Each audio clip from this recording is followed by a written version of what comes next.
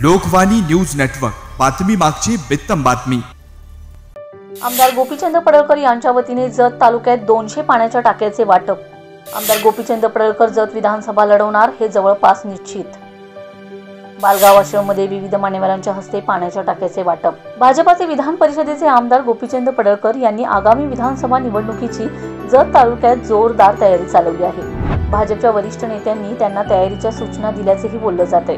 त्यामुळे आमदार गोपीचंद पडळकर यांनी जत पूर्व भागातील प्रत्येक गावात पाण्याच्या टाकीचे वाटप केले। बालगाव येथील आश्रममध्ये पाण्याच्या टाकीचे वाटप करण्यात आले। बालगाव आश्रमचे अमृतानंद स्वामीजी यांच्या हस्ते टाकीचे वाटप करण्यात आले।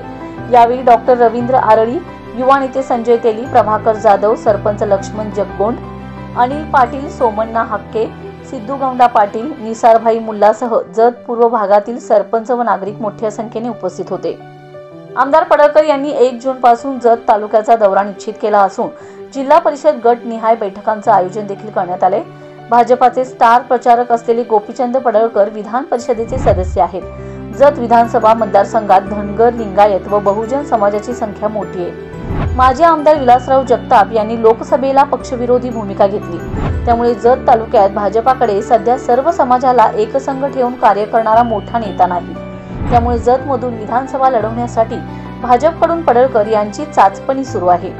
पडळकर हे जत विधानसभा लढवणार हे जवळपास निश्चित असल्याचं बोललं जात आहे।